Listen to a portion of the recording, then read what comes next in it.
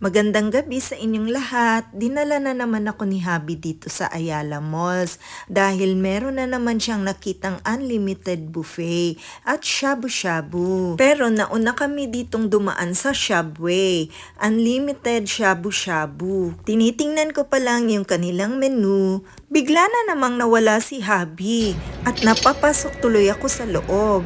Ayan ang Shabway, ang ganda naman ng kanyang logo. At ayun, nakita ko na si Habi. Ang bilis-bilis namang nakaupo. Hindi pa nga ako naka-oo na dito na kami mag-dine-in. Eto na siya, oh. Diyos ko. Pero gusto niya talaga kasing may sabaw. Kaya ayan, sige na nga.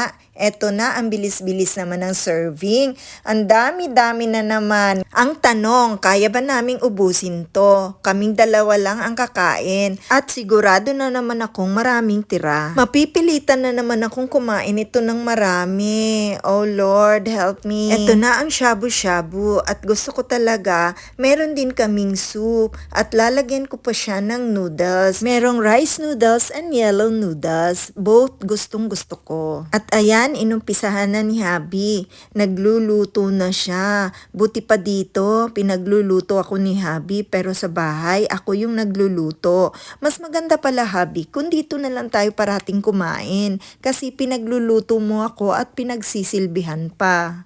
Kabaligtaran pag nasa bahay tayo. Inspired na naman siyang ipagluto ako. At eto na si Kuya, sinerve na rin yung iba pang side dishes. Karamihan sa side dishes nila ay puro prito. At syempre para makapag-umpisa na kaming kumain, inabot na ni Habi sa akin ang chopstick. At syempre hindi rin mawawala ang tamagoyaki at fish cake. At ang pinakapaborito ko talaga dito guys, itong shredded cabbage nila. Simpleng-simple lang gawin pero masarap. Eto na, grilling time na si Habi. At ako naman, inumpisahan ko ng lantakan ang shabu-shabu. Wow, gusto ko talaga ang rice noodles. At kahit yellow noodles, basta may gulay. Gulay is life. Huli ko nang nilagay ang ramen para hindi kaagad siya lumambot. Kaya ibabad muna natin siya at pakuluin uli hanggang siya ay maluto. And for the meantime guys, lagyan ko muna ng sabaw ang aking soup cup. Yummy!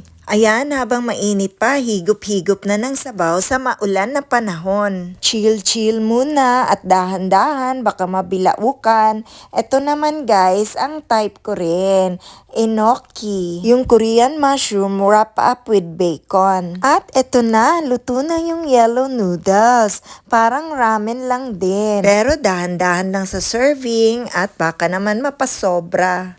I highly recommend this place guys dahil napakaganda naman ng lugar at napakalinis.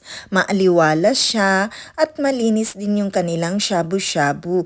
Hindi messy yung mesa. At pagpasok ko pa lang dito sa Shabway, wow, maganda ang kanyang ambience at hindi nangangamoy oil. Hindi katulad sa iba na pagpasok mo parang nanggigitata na dahil sa sobrang dami na ng talsik-talsik na oil. At ang shabu-shabu nila, parang pag-serve pa lang, makikita mo na kung malinis ba o hindi. Ayan, ginamitan ko na talaga siya ng pangsandok. Mukhang nabitin ako sa ginamit kong spoon kanina na pansandok ko sa sabaw.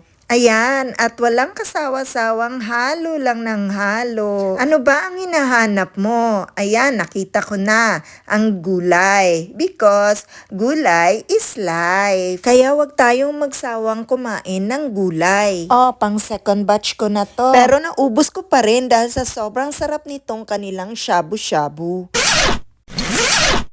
At eto na guys, ang aking favorite ngayon, shredded cabbage with a little bit of sweet and creamy sauce. Akalain mo, naubos ko to? Grabe na to. Try nyo na. Now na! Kaya nag-enjoy talaga ako dito sa salad na to. I-try ko talagang gawin to sa bahay. Simpleng gawin lang to guys. Meron din siyang konting shredded carrots. Ayan, sa wakas tapos na rin kami. And as usual, hindi na naman ubos. Mahina talaga ang kalaban. Kahit anong gutom namin, konti pa rin ang nakain. At may pa-free pa na ice cream. Wow naman, favorite ko to. Yung melon na ice cream. Ito ang kanilang dessert, pang tanggal umay. Kaya kung ako sa inyo guys, mag-Shabway na rin kayo. And see you on my next vlog. Bye!